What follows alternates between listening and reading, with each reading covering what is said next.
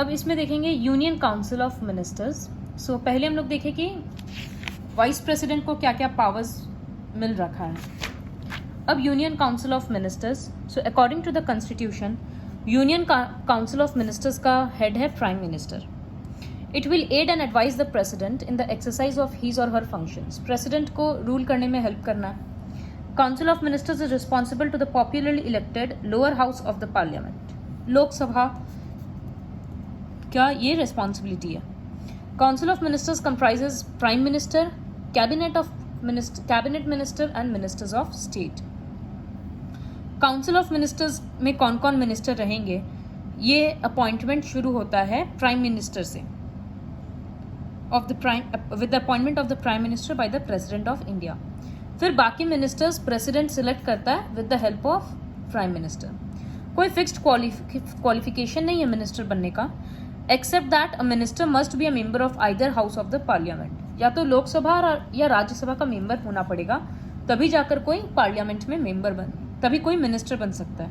Council of ministers, in case a non-member is made a minister, she or he can continue only for a maximum period of 6 months, or she or he has to secure a seat in either house of the parliament within this period. अगर किसी emergency case में किसी इंसान को, किसी expert को council of ministers में एक सीट देना पड़ा, मिनिस्टर बनाना पड़ा, तो और वो किसी भी हाउस का मेंबर नहीं है, लोकसभा का भी नहीं, राज्यसभा का भी नहीं, तो उसको 6 महीना के अंदर अंदर एक सीट अपना अरेंज कर लेना होगा, या तो राज्यसभा में या लोकसभा में। और अगर ऐसा नहीं हो पाया तो he or she cannot be a member of the Council of Ministers. While appointing Prime Minister, President has no choice or discretion. Generally उनके पास ज़्यादा चॉइस नहीं होता। जो लीडर मेजॉरिटी में जीता है लोकसभा में, उसी का जो पार्टी जीता है उसी के लीडर को प्राइम मिनिस्टर चूज किया जाता है। और अगर किसी भी पार्टी को मेजॉरिटी नहीं मिलता है तो 2-3 पार्टी मिलकर मेजॉरिटी सिक्योर करता है और उसको कोalition गवर्नमेंट बोलते हैं। ये हम लोगों को ऑलरेडी पता है। The council of ministers works collectively as a team. All the ministers become equally responsible to defend their acts and decisions. So all the ministers swim or sink together, इसीलिए इसको कलेक्टिव रिस्पॉन्सिबिलिटी बोलते हैं। ये पूरा definition आएगा कि सारे minister एक टीम बनकर काम करता है, इसी वजह से कलेक्टिव रिस्पॉन्सिबिलिटी।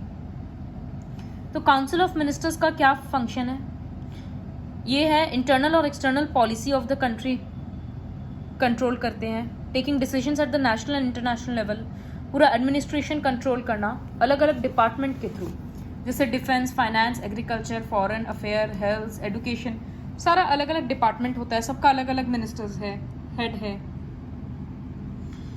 एनुअल बजट वगैरह प्रिपेयर करना, लॉ प्रिपेयर करना, ये सब सारा काम है। प्राइम मिनिस्टर का क्या काम है?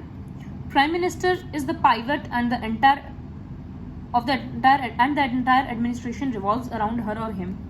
वही मेन पावर में है इंडिया में। As head of the government, prime minister enjoys real powers. Council of ministers, उनके साथ कौन मिनिस्टर रहेगा, मतलब काउंसिल ऑफ मिनिस्टर्स कौन होगा, वो सारा वही डिसाइड करते हैं। कैबिनेट मीटिंग या जो कोई सा भी मीटिंग होता है उसमें हेड रहते हैं। सारे अलग अलग डिपार्टमेंट्स में इंटरैक्शन करवाना, कोऑर्डिनेट करवाना, वो उनका काम है। प्रेसिडेंट को किसी भी चीज़ पे एडवाइस देना कि लोकसभा को डिसॉल्व करना है या लोकसभा से ये करवाना है, तो वो प्रेसिडेंट प्राइम मिनिस्टर के हेल्प से होता है। To advise the president about important appointments like that of chairman of UPSC, auditor general of India, ambassadors. तो इंपॉर्टेंट पोस्ट पे जो हम लोग अपॉइंटमेंट देखे थे कि प्राइम मिनिस्टर प्रेसिडेंट करता है अपॉइंटमेंट, उसमें हेल्प प्राइम मिनिस्टर ही करता है। To act as a link between the president and the cabinet.